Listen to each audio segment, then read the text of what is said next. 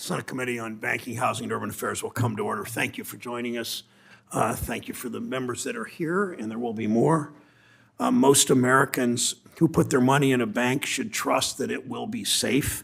They shouldn't have to give it a second thought. That money isn't just sitting in the bank vault collecting dust. Working Americans lend their hard-earned money to their banks with the promise to get it back with a little bit of interest. They expect that their banker will not only keep their money safe, but they'll also take those customer deposits and put them to good use. That's what many banks do. They make loans to small businesses. They issue mortgages to home buyers. They finance new apartment buildings so that our communities can continue to grow and prosper. This is Banking 101. It's pretty boring, as good banking should be. Because of the important role that banks play in our economy, that responsibility comes with a public safety net. American taxpayers subsidize this industry with government guarantees like deposit insurance and access to emergency loans. These are perks that most Americans don't get. Workers don't have access to special emergency loans when something goes wrong in their lives. Banks get special treatment because they're supposed to play a special role in our economy. But we've seen over and over that some bank executives don't hold up their end of the deal. Banks need to manage their risks to build capital, to be able to pay back their depositors when they need their money back. That's not what happened at two banks recently, at Silicon Valley Bank and Signature Bank. Their CEOs and executives led their banks off a cliff. They failed to manage the risks associated with their business models and investments. They lacked strong corporate governance and internal controls. They failed to respond to, and in some cases ignored, regulators' admonitions and concerns. And we ended up with a bank run. As their banks grew rapidly, more than doubling and tripling in size in just 3 years. Think of that. That doesn't happen very often. Their already weak risk management couldn't keep up. One of these two banks, and I know there's a third one too, but one of these two banks didn't even have a chief risk officer. It's the Wall Street business model we see corporations follow over and over. Executives put short-term profits above everything else. In this case, that meant taking on more and more risk. Fatter profit margins meant higher payouts for those at the top, more risk for the small businesses with their money in the bank. At Silicon Valley Bank, executive bonuses were tied to the bank's return on equity, so they bought securities with higher yields to chase higher and higher profits. When those investments started to lose money, instead of changing course, they doubled down. At Signature Bank, executives had incentive compensation plans that were tied to return on assets to reflect additional focus on profitability. Additional focus on profitability. Just hear those words. Then when the writing was on the wall, SVB executives dumped millions of dollars worth of company stock. At First Republic, senior executives sold millions in their bank stock less than a week after SVB and Signature Bank failed, and that sparked further concerns at their own bank. For a lot of Americans, this brought a sickening feeling of deja vu. Everyone remembers 2008. We remember Wall Street wrecking our economy, setting off the worst recession since the Great Depression that cost millions of Americans jobs and homes. Americans will never forget that, by and large, Wall Street executives who caused that pain didn't face consequences. Their profits and bonuses weren't clawed back, they went up. Only in corporate boardrooms can you run your business into the ground, take the economy with you, and still come out ahead. We can't let that happen again. Bank executives who take too much risk, who crash their banks because of their own hubris and greed, shouldn't get to ride off into the sunset with their ill-gotten gains. They shouldn't get to take their bad behavior to another bank where they can continue to profit off an unsustainable business model and put more people's money at risk. When it comes to holding bank executives accountable for their recklessness, the wheels of justice typically move slowly or not at all. We know when workers make one mistake, if they overdraft a bank account or miss a credit card payment, they get dinged with fees and penalties. When bank executives and giant Wall Street firms do something much worse, like run their bank into the ground to crash their whole economy, they're almost never held accountable. The big banks have more money and resources to fight tooth and nail. They have layers of complex management and bureaucracy to shield them. It makes it harder and takes longer to enforce the law. Remember this, just a few days after SVP and Signature Bank failures, Carrie Tolstead, whom we've certainly talked about in this committee, the former Wells Fargo executive who led the bank's years-long fake account scandal that was uncovered in 2016, was finally banned from the industry and fined $17 million. Only now, a decade later, is the executive responsible for the massive scandal that hurt hundreds of thousands of Americans. Only now, a decade later, is Ms. Tolstead held to account. We need to strengthen our financial watchdog's ability to impose fines, to ban bad actors from the banking industry, claw back compensation so that accountability doesn't just apply to the teller who miscounts the cash box or the community bank director who makes a bad judgment on a loan. We must modernize enforcement rules to match the size and complexity of banks with billions of dollars in assets and multiple business lines, banks like Silicon Valley and Wells Fargo. We need legislation to expand the bank agency's authority to ban a bank executive or manager from the industry for failing to properly oversee the bank's operations. We need legislation to make it easier for agencies to bring actions against bank executives and managers who are asleep at the switch so we can disincentivize the lax oversight that leads to bank failures. We need legislation to clarify and expand the FDIC's authority to claw back compensation. We need legislation to increase penalties and make it easier to impose fines against these bad actors. And we need legislation to require the agencies to finally finish Dodd-Frank Section 956 rule on incentive-based compensation. I've been talking to many of my colleagues about this, including the ranking member. I know there's bipartisan interest on many of these issues. Two of the members on this committee have bipartisan bills. I hope we can work together to get this done. As we've seen over the past few months, we need a system that deters excessive risk-taking and imposes real financial consequences on individuals for failing to oversee and manage those risks. Bank executives can't continue to operate under the assumption that basic risk management is optional and always, always, always secondary to making profits. Say that again. Bank executives can't operate a bank in a manner where risk management is optional. That's exactly what happened here and is underscored by the reports that regulators and GIO put out last week. Executives failed to manage their banks. Later this month, in closing, I will say we will hear from regulators about what they can do to strengthen their oversight and supervision and how we can make the banks and our financial system more resilient. And then we'll hear directly from the failed bank executives who must answer for their bank's downfalls. But today our focus is on how to improve the tools we have to hold them accountable and prevent those failures from happening in the first place. Ultimately, bank executives are responsible for the success or failure of their institution. They're responsible for keeping depositors' money safe. They know when they sign up for a job that banking is built on trust. They're responsible for holding up their end of the deal. Senator Scott. Thank you, Mr. Chairman. Today we're supposed to be talking about holding executives accountable after recent bank failures. But from where I sit, all I see is finger pointing. I don't see anyone from the bank executives to the regulators to the Biden administration taking meaningful accountability for their actions that played a role in the recent bank failures. We should 100% discuss certain authorities regulators have to claw back executives' compensation if that individual acted in malpractice. And we should discuss the lack of accountability at the executive and board of director level as well. But we should not forget that the regulators should also be held accountable. So like I've said from the beginning, this was a failure in 3 parts, and we must discuss accountability across the board for bank executives, bank regulators, and this administration's inflationary spending policies. And I look forward to addressing these issues later in hearings this month. As for the bank executives, these were not your average banks. They were like the Las Vegas betting tables of banks that rolled the dice on falling interest rates when everything pointed in exactly the opposite direction. And if that didn't have the red alert sirens going, we now know that they suffered rampant mismanagement, and these very same risks that brought the banks down were in plain sight to the supervisors, flashing red lights without a question. What a blatant disregard for economic conditions, a disregard for supervisory warnings, and a disregard for basic corporate governance and risk controls. To start, SVB operated without a chief risk officer for 8 months following the resignation of the previous officer in April of 2022.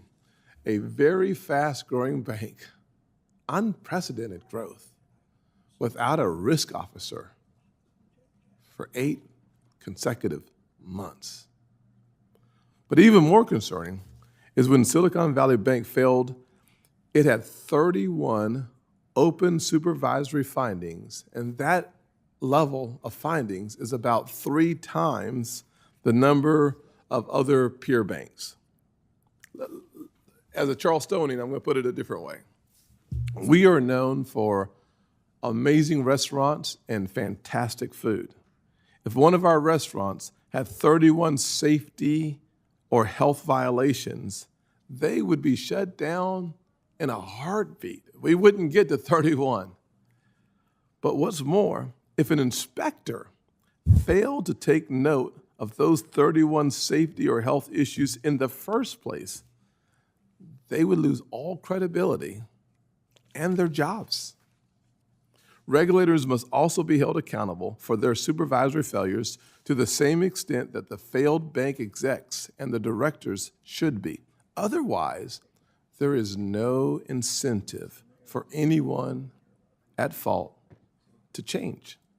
Just last week, we received the Federal Reserve and FDIC's report on the failures of SVB and Signature Bank. The Federal Reserve report acknowledged the supervisors did not fully appreciate the extent of the vulnerabilities at SVB as it grew in size and complexity. But rather than focusing on these failures and providing mechanisms to ensure sufficient steps are taken in the future, the Federal Reserve used the report as a scapegoat to push its progressive regulatory agenda. Where is the accountability for the inaction on the Federal Reserve?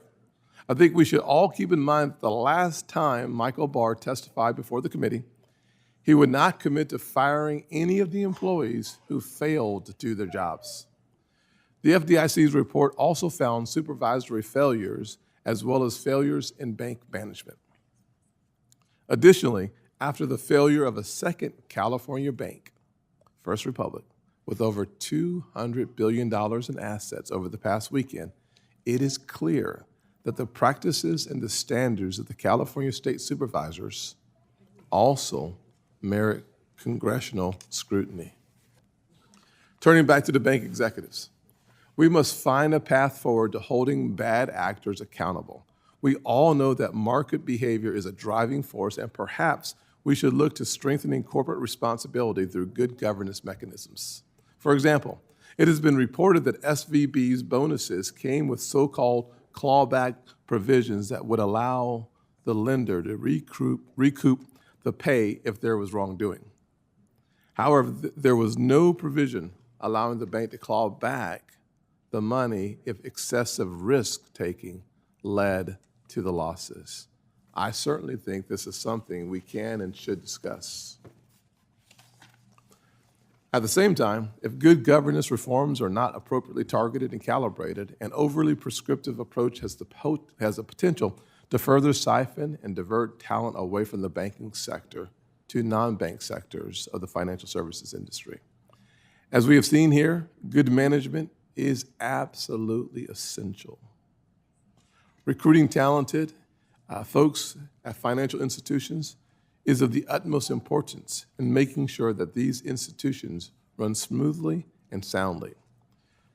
It is questionable whether we should be encouraging supervisors to dedicate more time, attention, and manpower to evaluating the riskiness of compensation practices when they have failed to resolve bread and butter banking practices at these failed banks.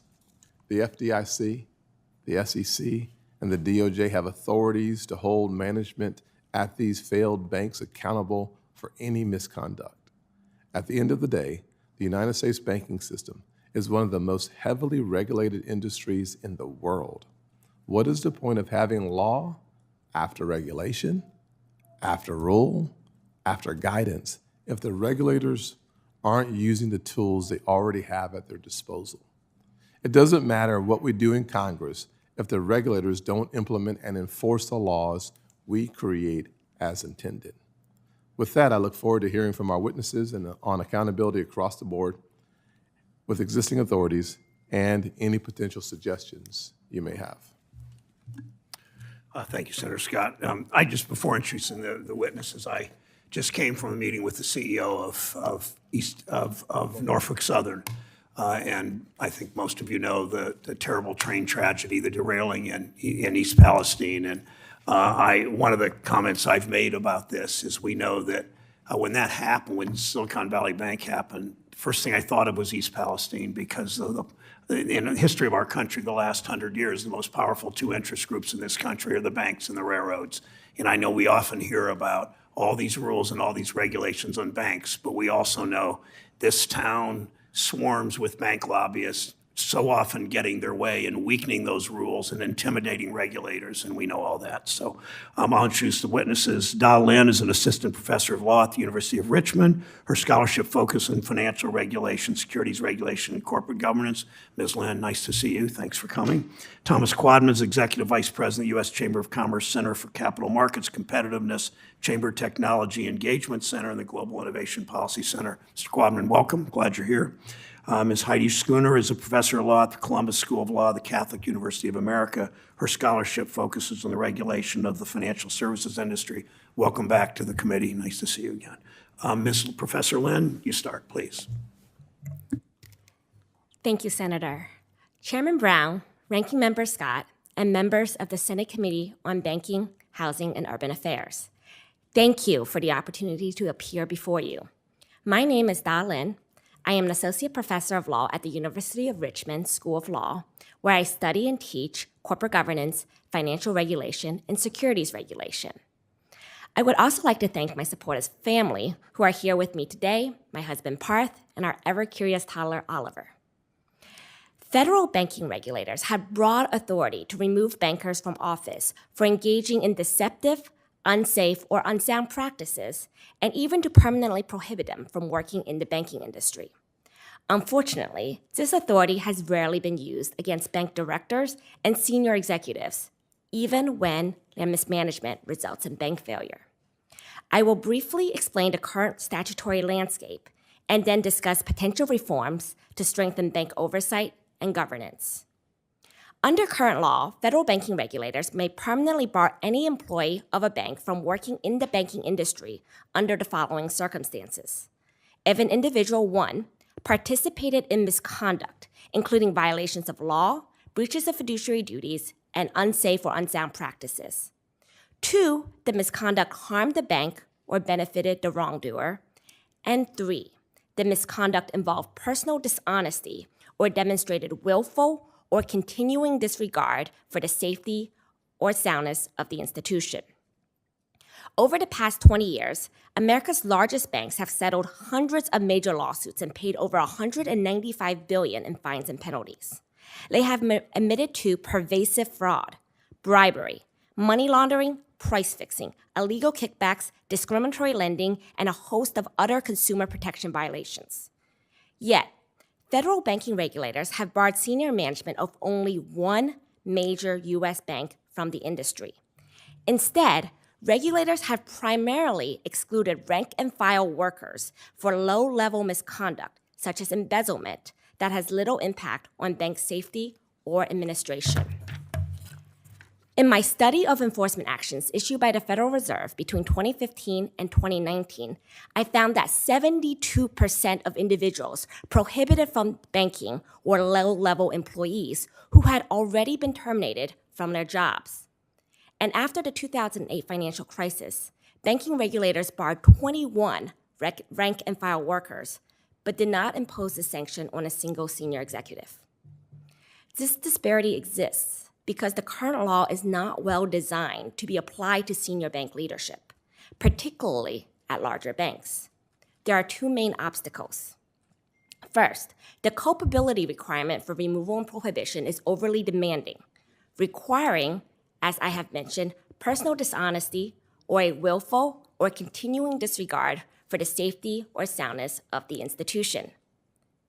Yet, failed management is seldom a deliberate act, and it is even less likely to be provable as one. Directors and senior executives are typically shielded from knowledge of operational details by the diffuse decision-making processes that characterize most large and mid-sized banks. Second, as banks have consolidated and grown over the past 30 years, the role of senior bank leadership has transformed. Their responsibilities consist increasingly of institutional oversight rather than participation in operational details. Today, when senior bankers fail to adequately perform their jobs, it is nearly always because they either neglected known issues or they were uninformed because they did not establish systems, structures, and internal controls designed to effectively detect operational risk. However, the statute underlying the Prohibition Authority has not been substantively updated since 1989. While the responsibilities of bank leadership are increasingly systemic in character, the requirements that regulators must satisfy to prohibit an individual from the industry remain focused on discrete activities. Congress should recognize mismanagement and institutional oversight failure as a distinct basis for removal and prohibition. I would like to close by observing that the authority to remove individuals from office and prohibit them from working in the banking industry is one of several tools available to federal regulators to hold bankers accountable for unsafe or unsound practices. And I applaud the committee for also considering proposals to broaden this toolkit. I want to emphasize, however, that those other mechanisms cannot replicate or replace a potent removal and prohibition authority in strengthening bank governance. The same bank directors and executives whose mismanagement caused a bank to fail should not be permitted to run your bank. Thank you. Thank you, Professor Lynn. Mr. Quaadman, welcome. Thank you, Chairman Brown and Ranking Member Scott, members of the committee, for holding this hearing. From the information that is available, it appears that the recent banking turmoil is a result of a failure of supervision, management, and governance. The subject of this hearing today covers 3 banks out of 4,500 in the United States. It's also important to remember that those 3 banks had very unique business models. Silicon Valley Bank concentrated on capital-intensive tech startups as well as biomedical startups. First Republic Bank concentrated on wealth management, whereas Signature Bank had a large exposure to digital assets. Those business models are much different than the traditional regional banks that provide financial resources for Main Street businesses. Turning to executive compensation, we have to remember that there's a global marketplace for CEO and executive talent. Compensation is key for acquiring and retaining the talent needed for the long-term success of a business. The Chamber has been on record since 2005 where we've been critical of behavior that drives short-termism, specifically the use of quarterly earnings guidance. Furthermore, if policies do not align with market demands, businesses will suffer. There are multiple checks on compensation specifically and governance in general. We have investor and board oversight, which comes with it for publicly traded companies, SEC clawback authorities, as well as say and pay votes. We have the Federal Deposit Insurance Act, which allows for the recoupment of compensation, of which over $4 billion has been recovered. There's a 2010 Joint Bank Regulator Guidance on Sound Incentive Compensation Policies, which, in our view, fulfills the requirements of Section 956 of the Dodd-Frank Act. Additionally, we have the Orderly Liquidation Authority, clawback authority as well. This failure of supervision is quite startling. We have MRAs that went back as far as 2020. There's, in the Federal Reserve report from last Friday, we have seen how there was a lack of communication between management and the board on key issues. Those are red flags that should have been brought to the immediate attention of the regulators and action should have been taken. Furthermore, while the regulators were not taking action, JP Morgan Chase issued an investor note in November on the interest rate risk with Silicon Valley Bank. More so, we have to be very careful about how new policies are going to be developed in this area. We sent a letter to the banking regulators, both in terms of this banking crisis as well as a holistic review on capital requirements, that the Federal Reserve and other banking regulators be transparent with the data, share that with stakeholders in order to fulfill the requirements of the Administrative Procedures Act as well as the Regal Act. Furthermore, we have to look at some of the legislation that's before the committee today. The Warren-Hawley bill would allow for a 5-year clawback of salary and compensation. Who would want to go work for any business that has a 5-year clawback of salary? Furthermore, that clawback authority also extends to professionals such as lawyers and accountants. Which professional firm is going to want to engage in that kind of contract, and that is going to deprive those businesses of the talent they need to govern themselves. Furthermore, there's a Reed-Grassley bill, which we are sympathetic with.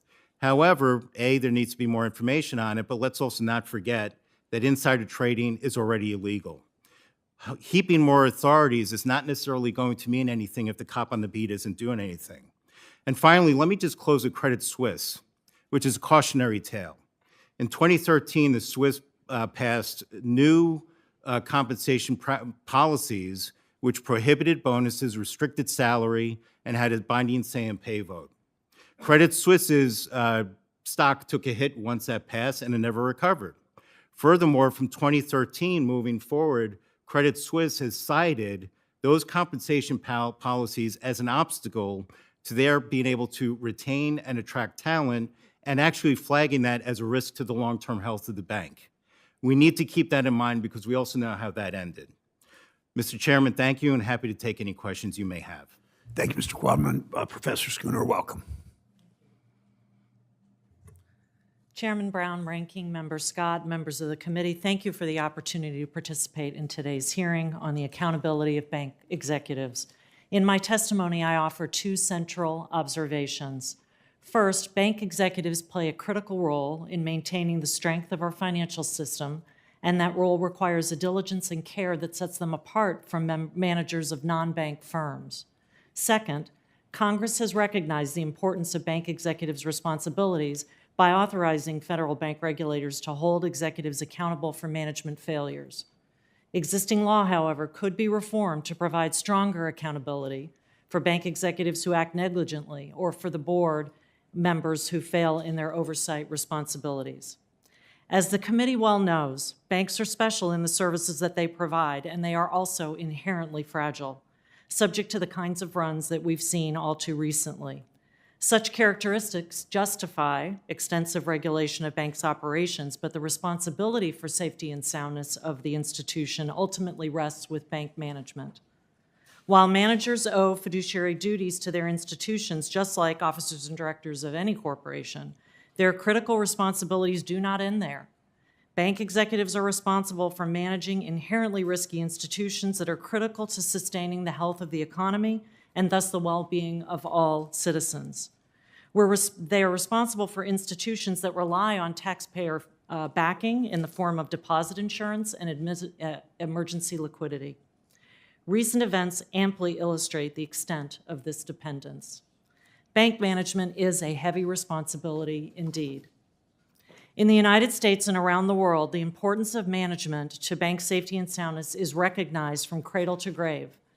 Law and regulation expressly demand competent management from the institution's initial chartering to the supervision of the bank's ongoing operations and through to the resolution of the failed institution. Federal law also imposes liability on bank officers and directors for mismanagement. Recent proposals seek to enhance the banking agency's ability to hold executives accountable for such mismanagement.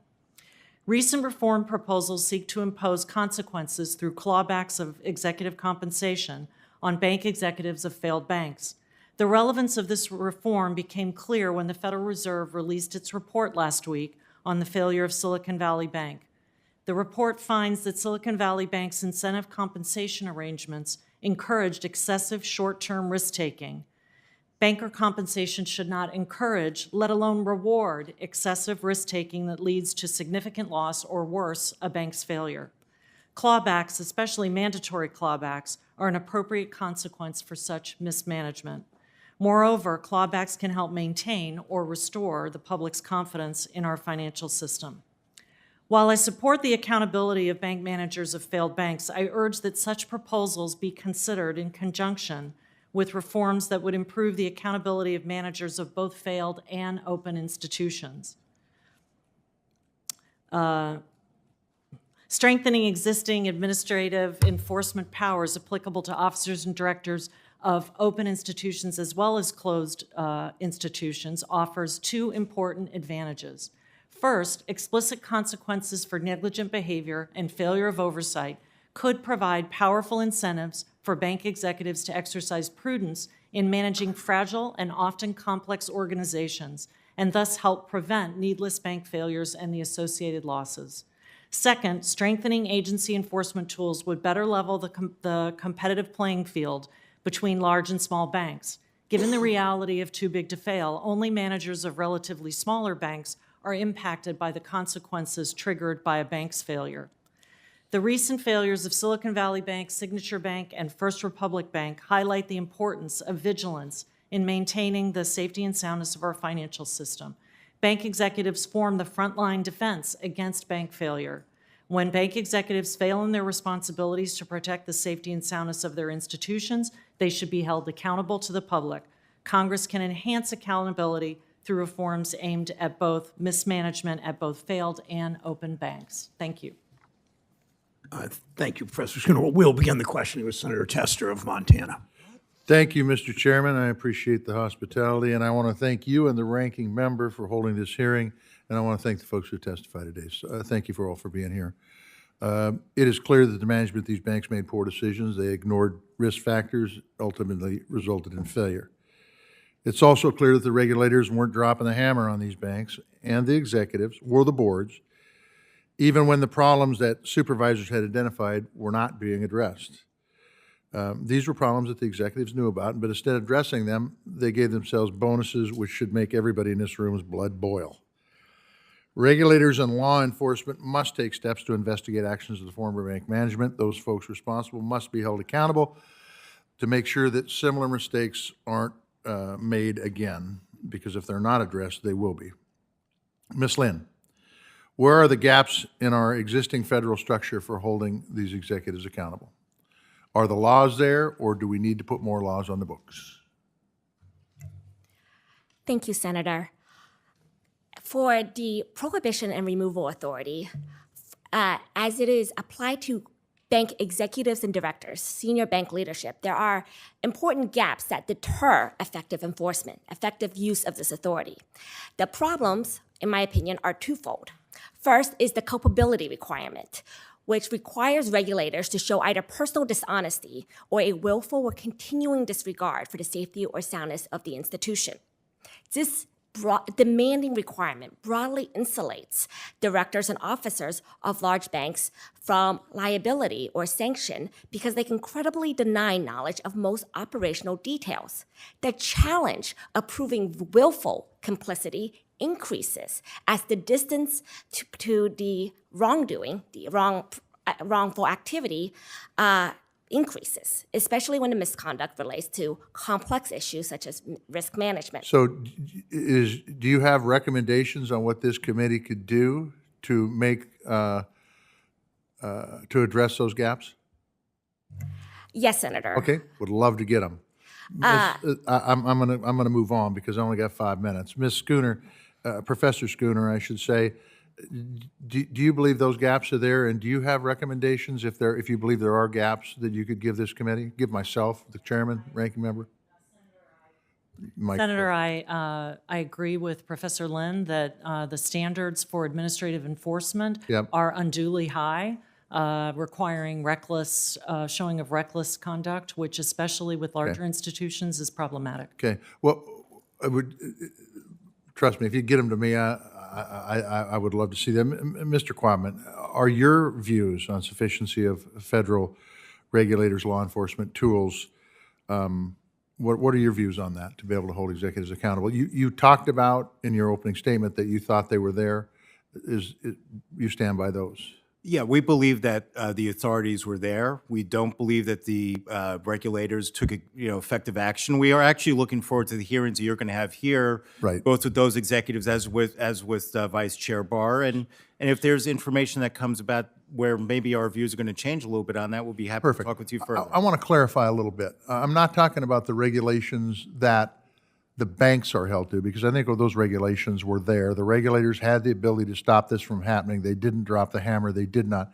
I'm talking about the regulators have the ability to hold the bank executives accountable. So with the specific point that you raised at the start of your question about the bonuses that were paid, we need the information there because insider trading is illegal, right? 10b-5 is not a safe harbor. I got you. So we think that action should be taken. If it was inappropriate activity there, it should be, it should be handled then. So I'm sure, and I appreciate that perspective, by the way, Mr. Quaadman. I am sure that you probably looked at this situation, particularly with Silicon Valley Bank, like we did. I mean, all the signs were there. I mean, all the signs.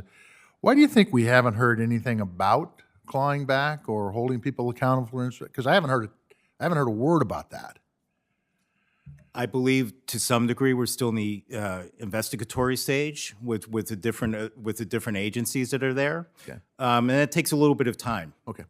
I have one more question, and that deals with regulation moving forward. You know what? I've run out of time. I'll put it for the record. You were kind enough to let me go first. I do not want to hold up things. Thanks. I can? Yeah, go ahead. You guys are both pretty. I'll yield you a minute of the chairman's time. Will you? Okay. Nice try.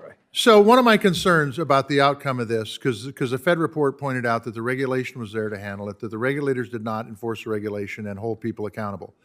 One of my concerns is that there will be a push to get more regulation. I think that's going to happen. I don't think it'll happen, but I think there will be a push for it. But my concern is similar to what happened in 2008, that the regulators will respond in a way where they put the screws to the banks who are following the rules, that the board is paying attention, that the executives are doing a good job. Do you see it the same way? And is there anything we can do to stop that? That's for Mr. Quaadman. First off, Senator, you're a small businessman, Yep. right? You understand how many of those banks work. And that's why I said, there was an esoteric model with the banks we were talking about here. I do think with the Federal Reserve, I think there were several assertions made in the report without the data, which I think is troubling.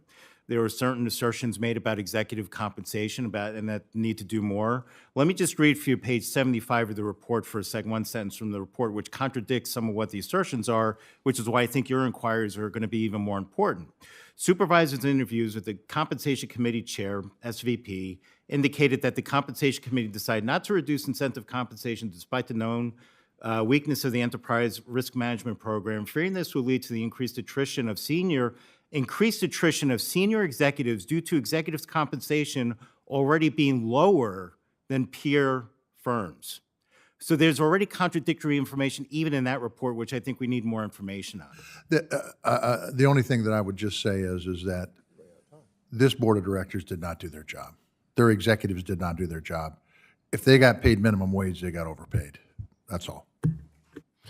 Senator Scott's recognized. John, I couldn't agree with you more. There's no doubt that the failure that we're looking at from the bank execs is inexcusable, without any question.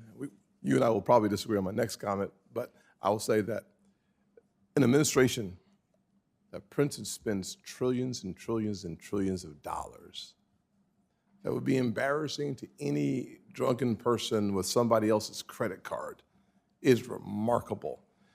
And having the Fed have 10 increases in about a year only exposes the vulnerabilities in a bank that is gambling on lower interest rates when every indication is they're going higher and higher and higher. And yet we don't have conversation about some of the underlying causes of an unstable, chaotic economy that leads to liquidity risks. On a different topic, it is no secret that these banks were rife with mismanagement. I've said it myself time and again, and now even the regulators and the reports are confirming this truth. But the use of emergency powers may be just as detrimental to the continuity of our banking system going forward. If the government is always there to intervene and bail out a failing bank, this could promote riskier decisions in the financial sector moving forward. With potential bad actors hedging their bets with the strength of Uncle Sam, how could they lose? And that's not a bet I want to see. Principles of risk management are based around the possibilities of loss. And if we eliminate the reality of failure, there ends up being no cause for prudent management, only a masking of bad decisions waiting to implode, like they did with SVB. Mr. Quaadman, Does the increased usage of emergency powers incentivize proper management? And you've already started that answer with John, with Senator Tester, without any question. But your last comment really struck me, and I wanted you to continue to expound upon this. This is a very important question. John and I both run businesses. And whenever you infuse in any sector the moral hazard that somehow you're just geniuses with no risk because there's no chance of failure, you do incentivize more and more bad behavior and less focus on the underlying issue of prudent management. No, Senator Scott, there's a lot to unpack there, but I think you are hitting on the right points of we've had an issue of moral hazard. We've had an extended period of time of zero interest rates where management and governance was not necessarily keeping pace with that. Additionally, regulators are not keeping an eye on things as well. So when we had the cash go up, right, with the spending that was happening, and it had to go into bank deposits, there was not a sufficient focus on interest rate risk and the issues that had to happen there.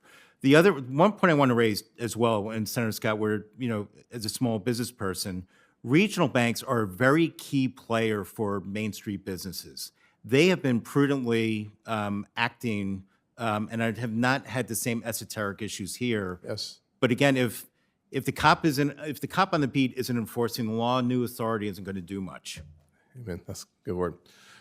Since 2008, the FDIC has filed dozens of lawsuits and entered into nearly 1,000 settlement agreements with officers, directors, and other professionals related to loss suffered by banks placed in FDIC receivership.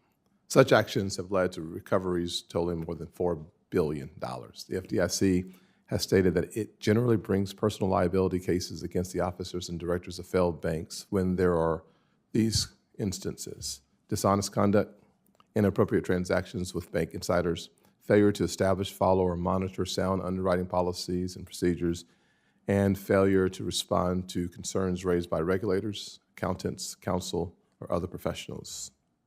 Is there any reason to doubt that the FDIC has existing authority to hold senior leadership and directors personally liable? No, we think the authorities are there, and clearly you cite the statistics that show that. Additionally, the Fed and other banking regulators have those authorities as well. But what is clear, even from the rudimentary information that we have with SVP and the other banks, is that sufficient action was not taken. And some of these issues in terms of, one of where management is not communicating problems to the board of directors, that's a red flag that should have been jumped on immediately and wasn't. Yeah, two tools that work in your toolbox that you don't use doesn't mean you need a third one. Correct. Thank you. Agreed. Thanks, Senator Scott. First question to all three of you, and please just answer yes or no. It's pretty straightforward. Do you agree that individual executives whose mismanagement and disregard for basic banking principles that led to the failure of these banks should face meaningful consequences for their action? Professor Lynn? Yes. Mr. Quaadman? Yes, if the information shows that. Yes. Professor, thank you. It's clear, and this is for you, Professor Schooner, it's clear that in the case of SVB and Signature, bank executives failed to properly oversee and manage the risk of their institutions. Their compensation was tied to profits, which incentivized them to grow their banks. And the SVB was almost unprecedented in the speed at which it grew. They also rewarded themselves with bonuses in the weeks and months leading up to their failure, even when regulators were raising red flag after red flag after red flag about risks at that bank. Do we need to deter this type of information by individual executives ahead of time so we can avoid a potential failure that put customers, the banking system, and ultimately taxpayers at risk? Yes, Senator. I think that we need to focus on the ongoing operations of banks in a safe and sound manner, and we shouldn't send the signal to bank executives that when the bank fails, they can walk away and that's it. I think that's the wrong kind of incentive. So we need to encourage prudent operations and management while banks are operating. Thank you. Professor Lynn, you've found that bank executives are rarely barred from the industry when they've engaged in mismanagement or poor supervision. Why is the existing removal power not suited for the executives of big banks like SVB and Signature? Thank you, Senator. There are two obstacles. The first is the culpability requirement, which currently is demanding. It requires personal dishonesty or a willful or continuing disregard for the safety and soundness of the institution. And especially in larger banks, the challenge of proving willful complexity increases as to the distance of the wrongdoing. Executives today are shielded from liability because of the diffuse decision-making structure that exists in most large and mid-sized institutions. Second, there is a mismatch between the responsibilities of bank executives and directors, which focus on systemic oversight, putting into place systems, internal controls, structures that promptly detect and efficiently deter operational risks, and the focus of the current authority to prohibit bankers from the industry, which narrowly focuses on discrete activities and whether or not there was knowledge of and participation in discrete wrongdoing. So I have two recommendations. The first is to adjust the culpability requirement, lowering it to perhaps recklessness or negligence. And the second is to identify mismanagement and oversight failure as a discrete basis for removal and prohibition from the industry. Thank you. Last question, Ms. Schooner. Unlike many other countries that only have a handful of mega banks, the U.S. banking system has thousands of small banks that serve local communities. How would strengthening our enforcement tools to hold bank executives accountable not only help prevent failures, but also improve fairness and competition between large and small banks? So, Senator, the reality is that most administrative enforcement actions are brought against the managers of failed institutions. And since megabanks don't fail, that means that they escape that kind of accountability. So I think reforming the administrative enforcement power that agencies currently have to better reach the managers of operating institutions would help level that playing field. And I think all of us were concerned about the GSIBs that seem to get larger and larger, even those that have not performed particularly well. Wells Fargo is always the one that jumps to mind. That all of those banks got bigger with migration of deposits after after SVB and Signature. Deposits were moving to those big banks, including Wells Fargo, to tens and tens of billions of dollars. And then what happened just this week with FDIC choosing, under whatever decision-making that was done, choosing J.P. Morgan Chase. Senator Vance from Ohio is recognized. Great. Thank you, Mr. Chair, and thanks to Senators Brown and Scott for hosting this important hearing. I'm working with some of my colleagues on some legislation related to clawbacks, and so I'm going to focus my line of questioning just on some very specific applications of how those potential statutes might work in practice.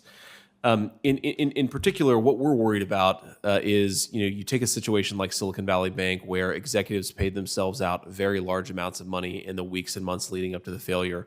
And what's especially sick about this, of course, is the taxpayers end up bearing a lot of the risk of those failed decision-making, I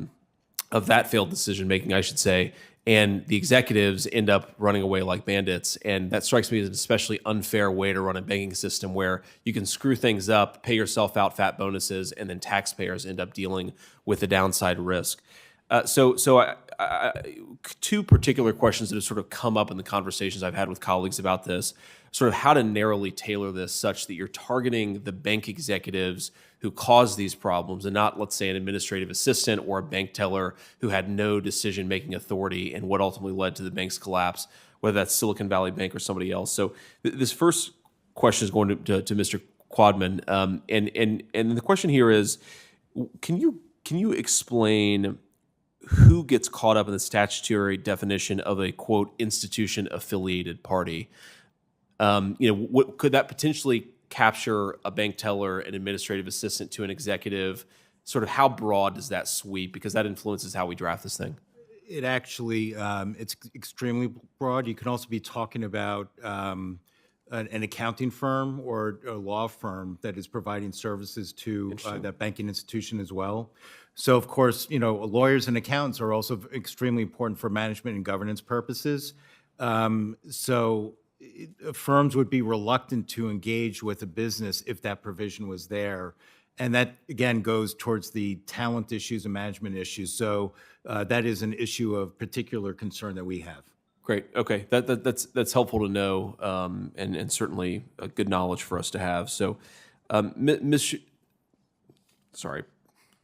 Professor Schooner, wanted to sort of direct this question to you. So one of the things that's sort of come up again on this question of narrowing is the question of directors and whether they should be liable under some of these clawback provisions. And I know from my time in the private sector that director usually means a member of the board of directors, but sometimes it could be a director of marketing or director of business development.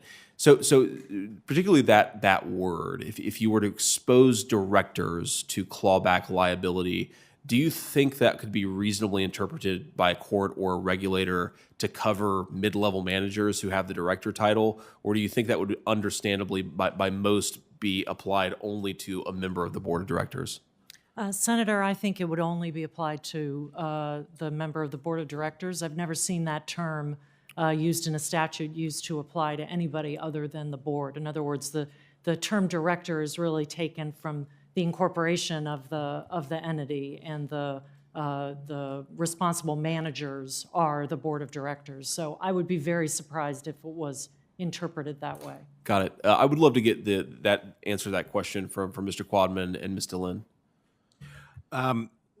In reviewing some of the legislation announcements around it regarding the Warren-Hawley bill, I think some of it could be, I agree in terms of the director issue, but I think some of the definitions could include line employees as well, which I don't believe is the intent. I think it's more trying to be direct around senior executives and others, where traditionally these compensation issues are more aligned. We have other concerns with the legislation, but we do think it could be overbroad.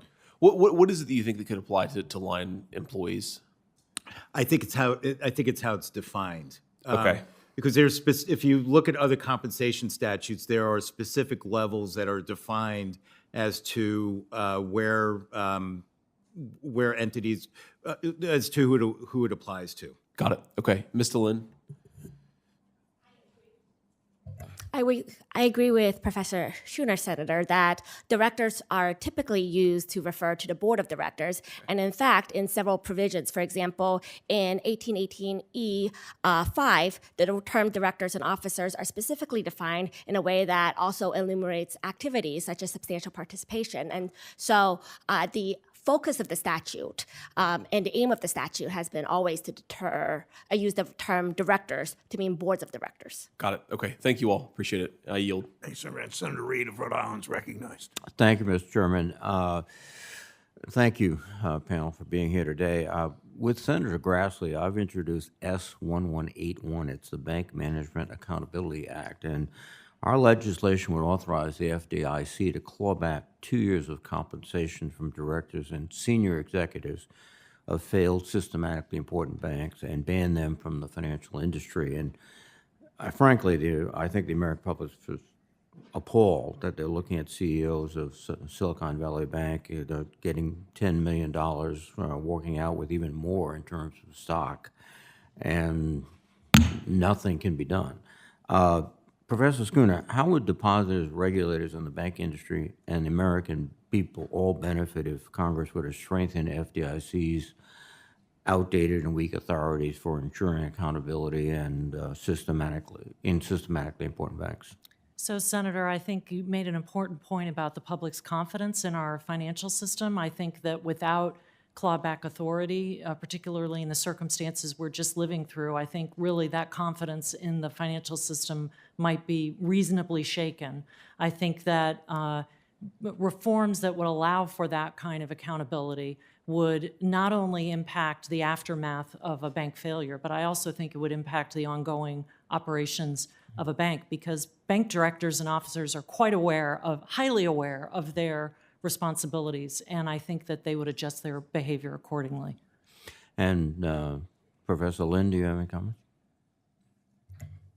I fully agree with Professor Schooner that when banks are held accountable to the public through regulators, enhanced regulators' authority, those authorities seek to incentivize bank directors to operate not in shareholders' interests, but also in the public's interest as well. We encourage them not to just focus on making the most profit, on wealth maximization, but also taking steps to assure safety and soundness. And so by strengthening enforcement authorities that regulators can use against bank officers and directors, senior bank management, we strengthen their incentives to put the public's interests in mind. So I think both of you have two conclusions. One, it would enhance the confidence of the American public in the accountability and the dedication to their interests by bank executives. And second, it would be a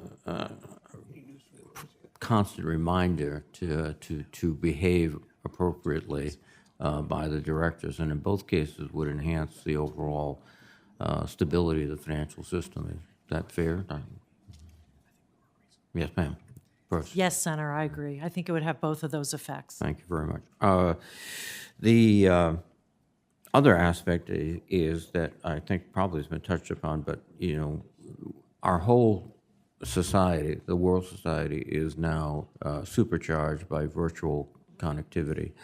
And are there any quick sort of thoughts you have about how the regulators deal with that? This is not Jimmy Stewart standing in the lobby telling 5 people, don't worry. It's instantaneously thousands of people being saying, get out of the bank now. Senator, I do think the complexity both at the bank operations level and in regulation is a problem. In the wake of the financial crisis of 2008, 2009, there was a lot of talk about creating regulatory rules that were simpler, that could be applied more broadly. And I think we've sort of gone in the opposite direction. Regulation has become more and more complicated, and I think that makes it difficult for supervisors to apply those standards. And so I think that we could improve the system by dealing with the complexity of the institutions as well as regulation. Well, thank you very much. Thank you all. Mr. Chairman, thank you. Thanks, Senator Reid. Senator Brett of Alabama is recognized. Thank you, Mr. Chairman. I appreciate all of you being here. Professor Lynn, I'll have to say, as someone who went back to law school with essentially a newborn and an 11-month-old, it particularly warms my heart to see Oliver here with you today. Thank you, Senator. I want to start by saying I am proud from being from a state where financial institutions are really strong. While Alabamians every day continue to face the daily impacts of inflation and economic uncertainty that I believe have been caused by the Biden administration's failed policies, I am proud of the work our regional banks, community banks, and our credit unions have continued to play to instill confidence in Alabama and to support our communities. Regarding the recent failures of Silicon Valley Bank, Signature Bank, and more recently, First Republic, I continue to be concerned with regulators' blatant failure to utilize their current authorities ahead of these events. And I believe that recent reports from the Federal Reserve, FDIC, and GAO even further spotlight these failures. I look forward to having the regulators back to testify later this month and provide more definitive answers to this committee following their fact-finding exercises. On today's topic, I certainly agree with my colleagues that bad actors at any institution must be held accountable. In this particular case, it's clear that there were significant mismanagement and risk controls at both SVB and Signature that just went awry. And I believe any individual that knowingly contributed to or unjustly profited from the bank's failure and ultimate downfall should absolutely be held responsible. I want to discuss potential legislation, but before we do that, I think it's very important not to be duplicative. So very quickly, if we can just go across, and I will start with you, Professor Schooner. You mentioned existing law. If we can very tightly talk about what law is on the books currently that could be used to hold these bad actors accountable. The bank regulators have administrative enforcement authority to bring actions in multiple different ways. The standards of culpability are high, though, and so that's where I think that there could be some reform in those laws. Thank you. Mr. Quaadman. Senator Britt, if you take a look at the existing authorities that banking regulators have, that the Department of Justice has, SEC has, We do believe that those authorities can hold those people accountable. And we think that it is important. That's why I raised the Credit Suisse issue of if we put things out of balance, it's actually going to make our banking system weaker, and we don't want to go down that road. Okay, let's actually drill down on that. How do you feel like there could be something that would be narrowly tailored that would not do that? Because the problem is you want to make sure that you are holding bad actors accountable, but not being overly broad and clawbacks that deters talent from entering this industry. You all have said, obviously, the banking industry is so critical to making sure that this country continues to thrive in the way it does. And so we need the best and brightest going into the banking sector. So can you drill down on a narrowly tailored solution to that? One of the reasons why I think that the upcoming hearings are so important is that we have the bank saying to the regulators, SVB saying to the banking regulator, our comp packages are not, are below where our peers are. But then there's all these governance issues that then the supervisors are flagging, but they're not doing anything on. So I think it's more looking at what broke down within the regulatory structure that needs to be done, because that's why I said with Mr. Scott's questioning, of if the cop on the beat is not enforcing the law, new laws aren't going to do anything. Correct. And Professor Lynn. Thank you, Senator. I also agree that the current structure has enforcement tools at a at regulators' disposal, but their hands are tied. What would because you of high use if culpability I made you right now try to hold these men and women accountable who unjustly or enrich themselves? What would you use? There are three main tools. One is the Removal and Prohibition Authority, which bars the bankers from the industry. Okay. The second could be a civil money penalty order, which has been used against executives. And third would be a personal cease and desist order, which could halt certain activities and ask bankers to refrain from certain activities, identifiable activities in the future. Okay, and those are all on the books right now. That's what you would use. But their culpability standards make it difficult for regulators to use, especially against senior leadership at large banks. Okay, I am out of time, but I certainly believe we need to hold these people accountable, but make sure that that's narrowly tailored to address the issue at hand. Thank you. Thanks, Senator Britt. Senator Fetterman of Pennsylvania is recognized. Thank you, Mr. Chairman.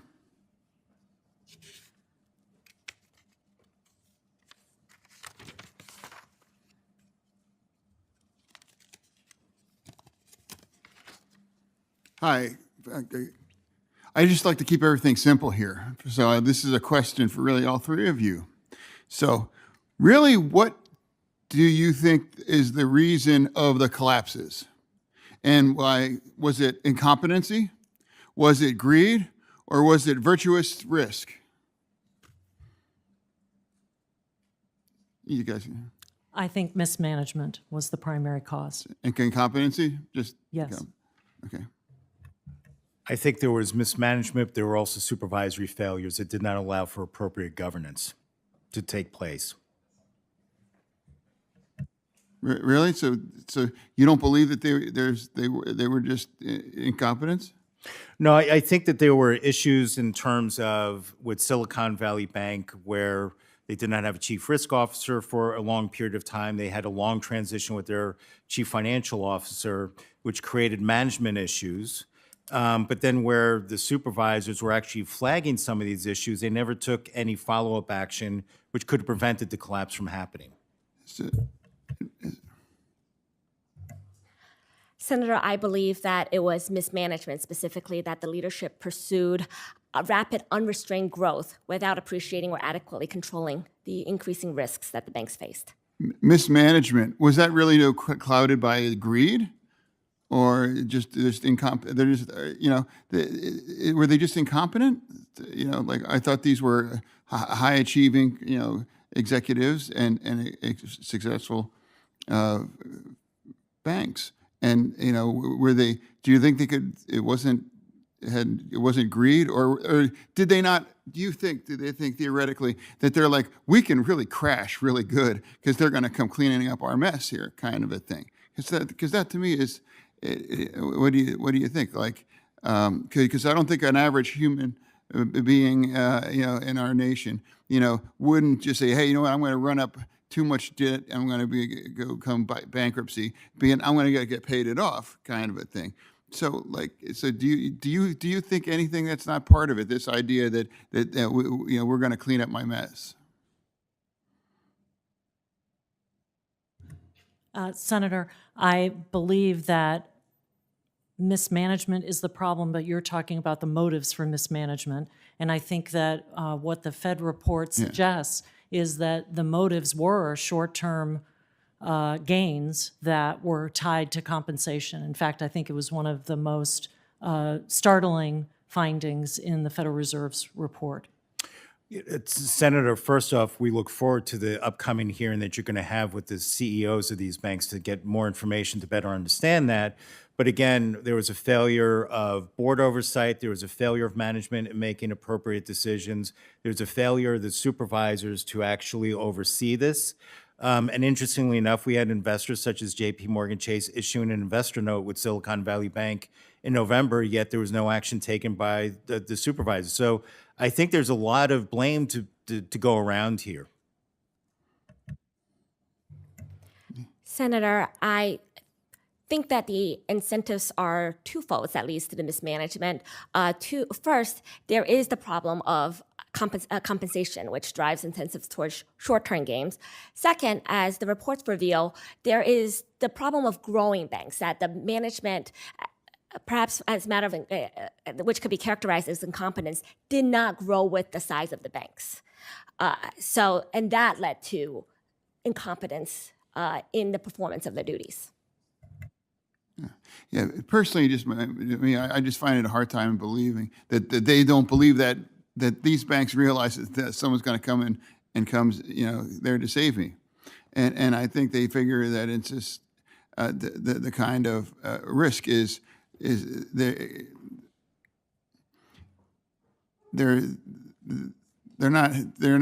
know that because they're not going to be to be held accountable, and they're going to be made whole.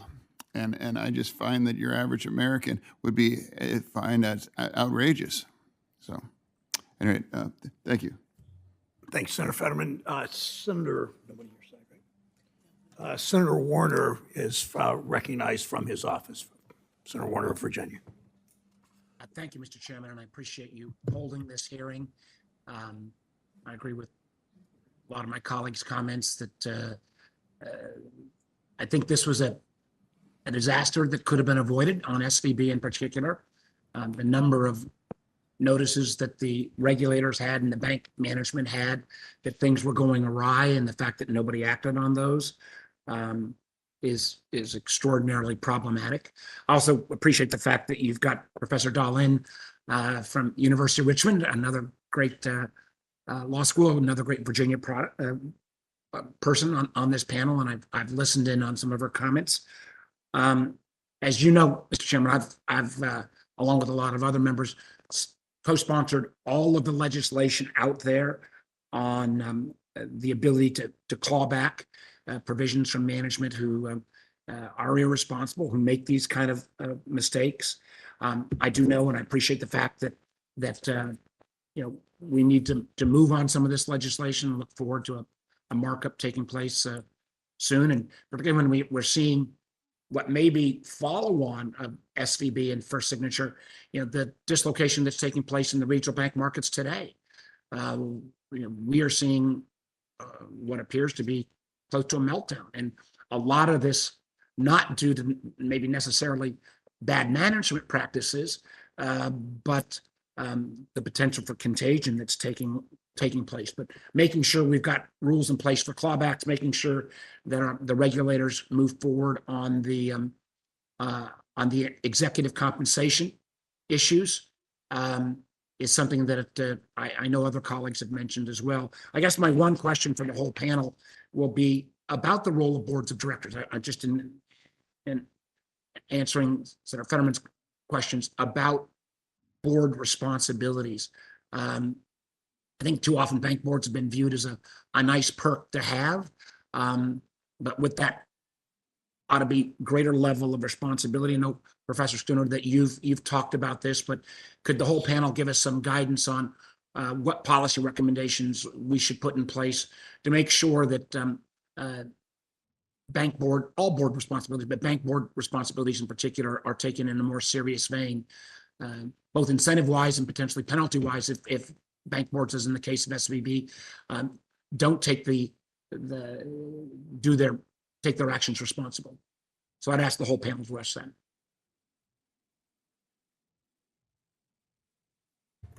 Thank you for that question, Senator. And as a Virginia native, I'm happy to take this particular question from you. The boards of directors, the functioning of the board of directors is different from the executive suite in that boards are responsible for overseeing operations and making sure that risk management procedures are in place. That can lead to unsafe and unsound banking practices, but our current administrative enforcement laws could be amended to make clearer that that oversight function is the standard by which directors are held. Senator, Even on that level, wouldn't the absence in the case of SVB of not having a chief risk officer for 8 months when the bank was experiencing this kind of growth, wouldn't that have been a board responsibility to hold management accountable? Absolutely. Senator, I was just going to say, as with any public company, the board is an extremely important part of the oversight function and governance of the company. As you just cited, the lack of a chief risk officer was a board issue. The lengthy transition of the CFO was a board issue. What is also concerning coming out of the Federal Reserve report, which I think we need more information on, is also how management was not reporting to the board information that they should have had, where the board should have taken action on as well. So we're looking forward for more of the information coming out of your hearings to better understand where those failures were and what action, if any, should be taken. Thank you. Senator, the enforcement actions that are currently at regulators' disposal do not take into account oversight responsibilities clearly as a basis for 40 actions. So for example, in Wells Fargo had implemented, according to a report, better tools and systems to detect employees who did not meet their sales goals than it did to catch employees who engaged in sales practices misconduct. This is a problem of board oversight. They did not implement the proper structures, systems, and internal controls. Yet, for a prohibition action, the regulators are asked to train their eyes solely on the wrongful activity, the sales, who knew and who engaged in the sales misconduct themselves, rather than what structures were in place, what board failures there were. Thank you, Mr. Chairman. Thank you, Pam. Thank you, Senator Warner. Senator Tillis of North Carolina is recognized. Thank you, Mr. Chair. Thank you all for being here. I've been watching the hearing when I've had the opportunity to in my office, and Senator Fetterman asked a question of all three of you, and he had to do with what the root cause was of the bank failure. Ms. Daylin, did I pronounce that right? Yes, Senator. You said it was management. I agree. Mr. Quaadman, you said it was management and supervision. I agree. Ms. Schooner, you said management. Why did the two of you not mention any skepticism around the level of supervision and that being a potential root cause? And the chief risk officer is an obvious one. I agree. That was a miss of management. I think the CEO not understanding its liquidity threats and its internal liquidity stress testing results that he had to have some indication of before he dumped stock. And this is also something who was a Class A director on the board of directors who lost his job the day that the failure was identified. Why wouldn't the fact that 3 matters requiring attention and 3 matters requiring immediate attention, what we don't know yet, and we hope to find out in the report, is whether or not any of those MRAs become MRIs. Why didn't management act on that, and why didn't the supervisory function press the accelerator on getting a response and resolution to that? It just seems to me on its face, and I could get into more details, but it just seems to me on its face, anybody that's looking at this to not stipulate that it was both a breakdown in executive management and every single dime that we can claw back from anybody in the C-suite, we should, and I do believe that there are devices to do that now that we should act on. But why wouldn't that be a part of your observation of some of the factors that likely led to it? Not to mention the overall portfolio. If you take a look at Silicon Valley Bank, we have other banks that are now getting caught up by its depositors thinking, well, maybe they were like Silicon Valley Bank. There are only a handful of banks that have the kind of risk portfolio that SVB had. So, Ms. Daylin, why wouldn't you have mentioned supervision as a part of the root causes behind a supervision lapse as one of the potential root causes? I have the same question for you, Ms. Schooner. Thank you, Senator. I do think that we found out two important causes of the recent bank failures from the reports that were released last week. First, senior leadership was pursued or incentivized to pursue short-term growth. I'm without talking more about the appreciating risk. supervisory question. But yes, also we learned that regulators missed obvious problems and they were slow to address the problems they did recognize and manage. And they were, So I don't want to interrupt you, but I don't want to be the last person. Oh, well, Senator Warren's here, so I won't be the last person.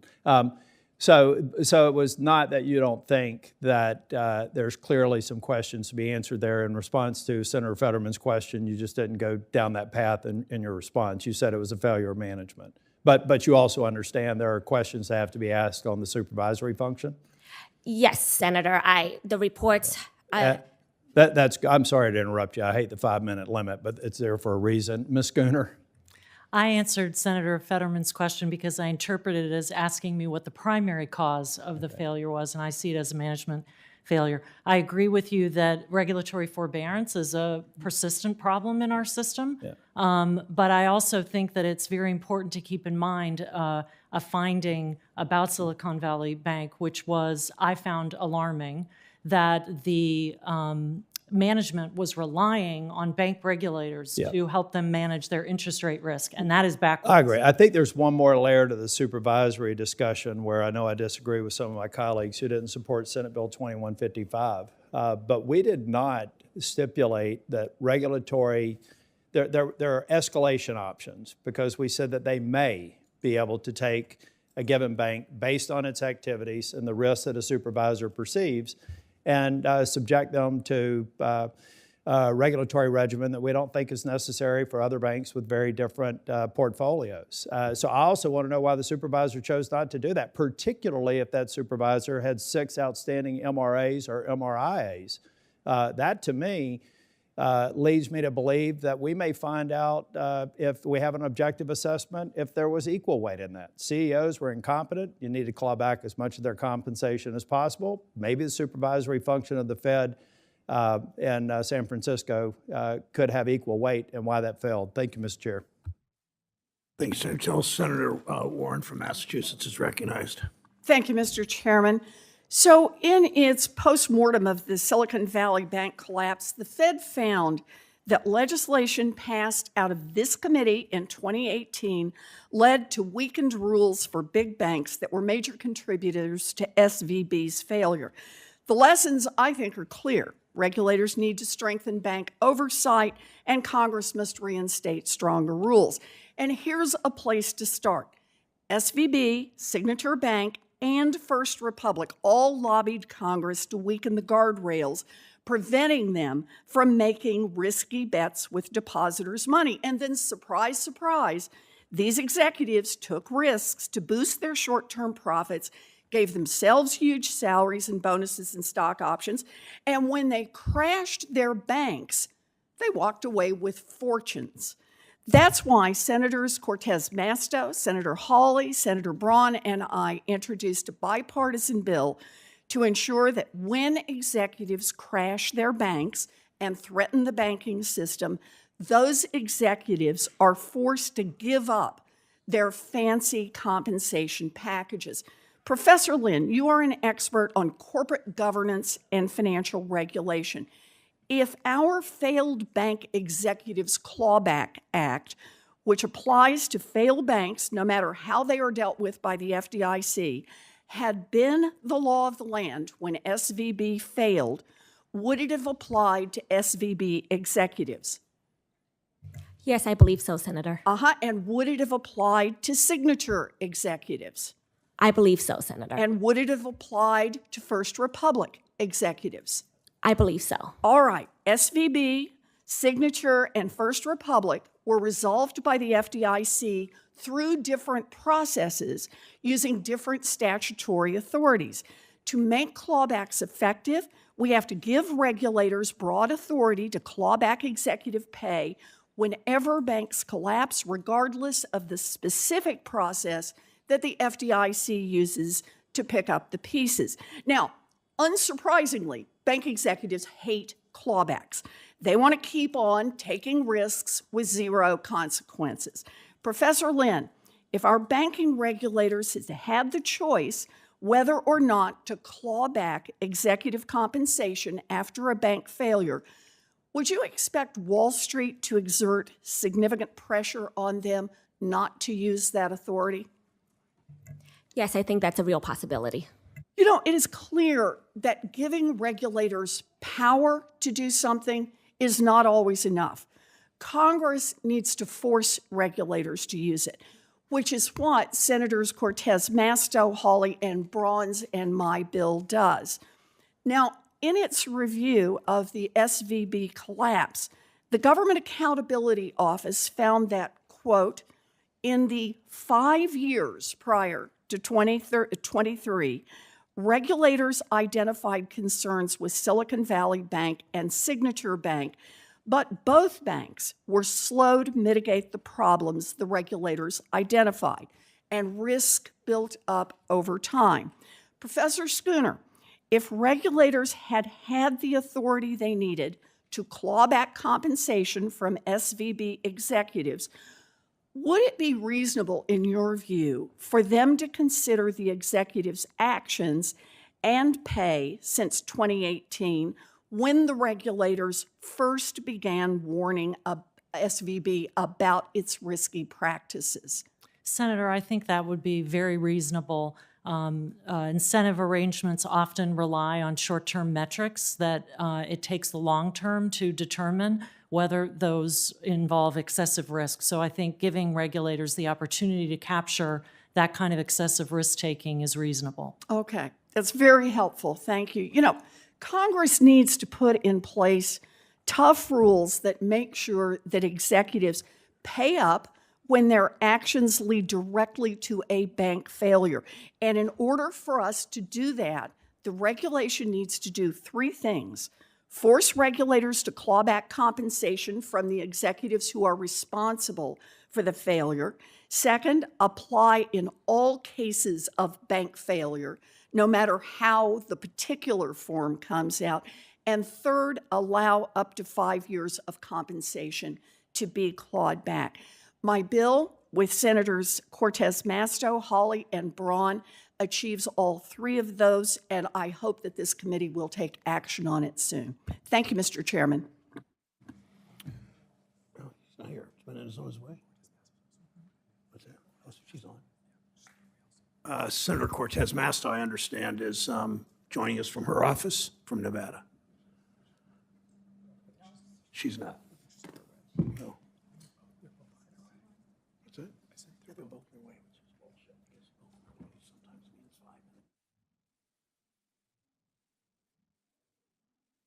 We'll wrap up if they.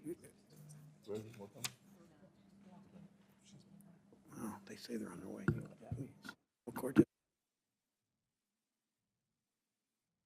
Well, I'll just make a closing statement because they're not here. Bottom line is bank executives are responsible for these failures. They need to be accountable. I agree with Ranking Member Scott that if this bank were a restaurant with 31 safety violations, it should be shut down, but it would not be shut down if the chief health inspector is telling the inspectors to go easy on the restaurant, because keeping people safe is just as important. That's what former Vice Chair Quarles said after he weakened the rules at the Fed. What he said, that's why we need to strengthen regulatory guardrails. Thanks for our witnesses today for their testimony. Senators who wish to submit questions, for the record, these questions are due 1 week from today, Thursday, May 11th. To the witnesses, please submit your responses to the questions For the record, 45 days from the day you received them. The meeting is adjourned.